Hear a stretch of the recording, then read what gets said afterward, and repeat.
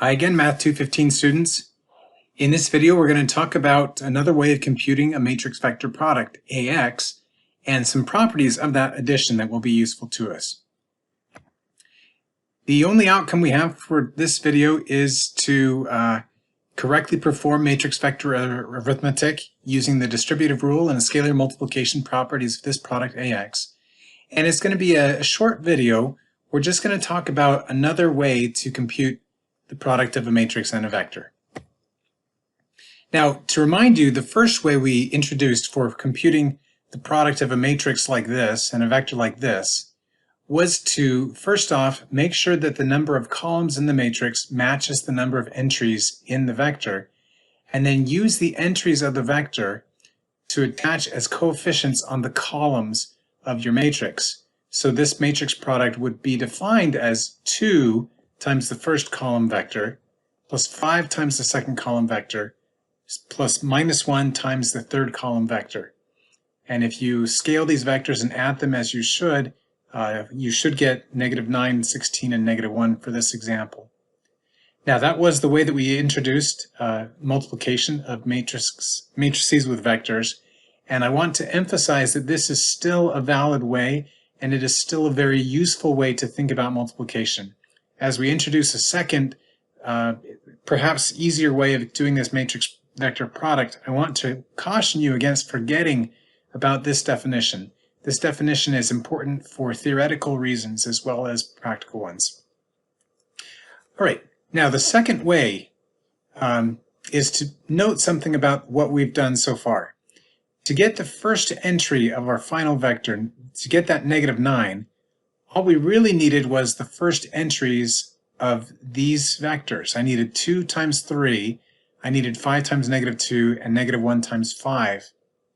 And so if I take a look at where the numbers came from, the 2, 5, and -1 came from the vector, of course, but the 3, -2, and 5 that I needed for that first entry just came from the first row of the matrix.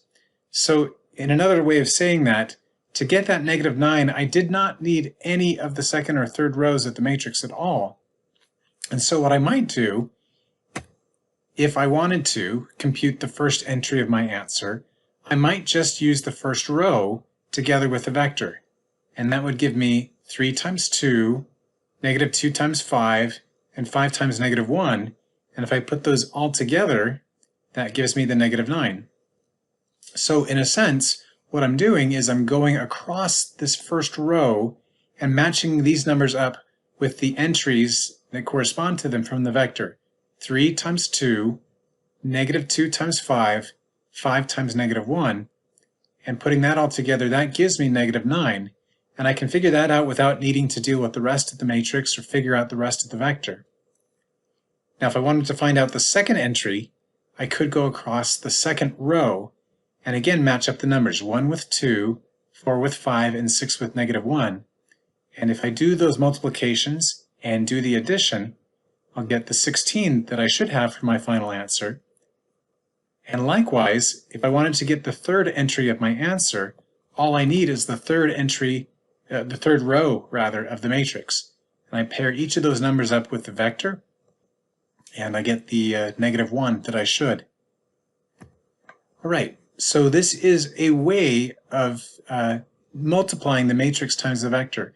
We're not necessarily breaking it up into columns of the matrix A. What we're doing is going across the rows of A, pairing these numbers up with the corresponding numbers from the vector, and doing the addition.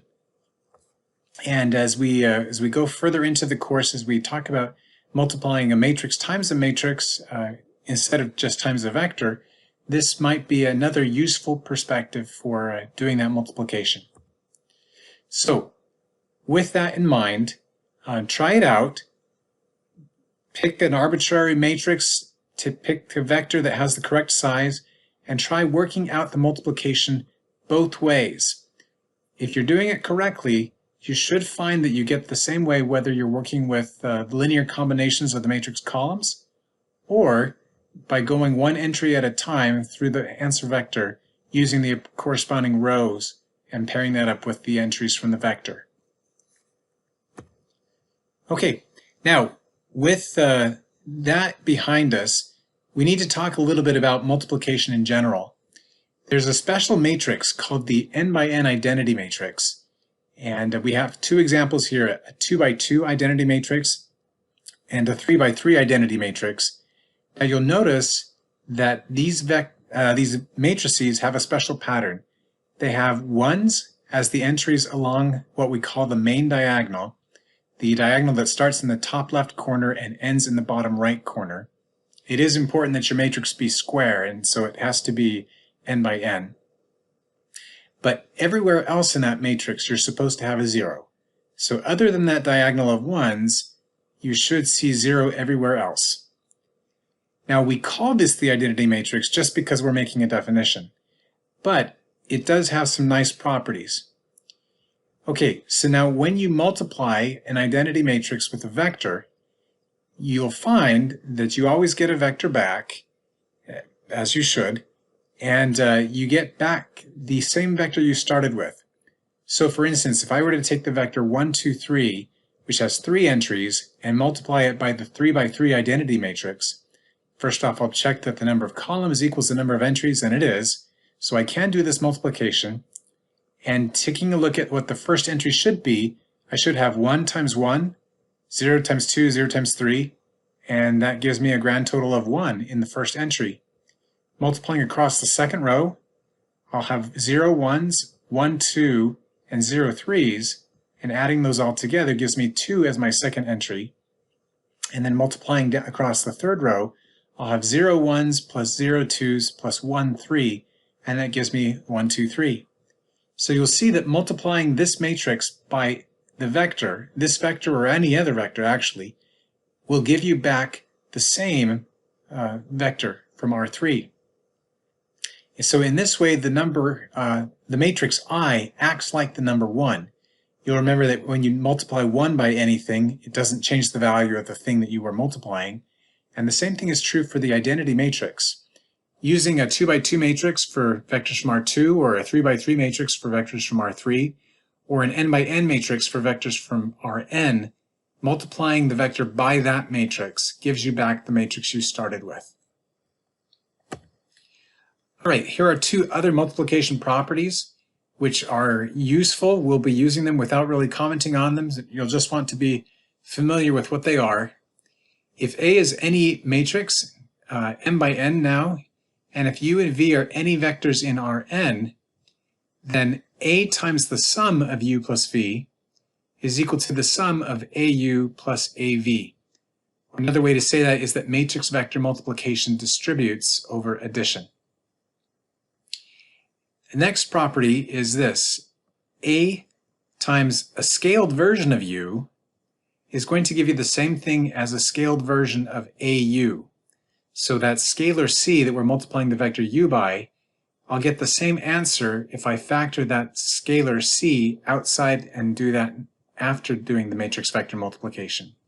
So scalar multiplication and matrix vector multiplication can be done in either order. All right. Now these are not the only multiplication properties involving matrices we'll be dealing with. We'll see more in the next chapter, but they are some pretty important ones, so we'll mention them here.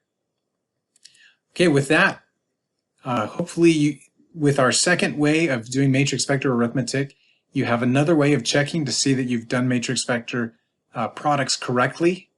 And we've talked about the distributive rule and scalar multiplication properties of the product AX. If you have any questions, please let me know. Otherwise, I'll see you in the next video.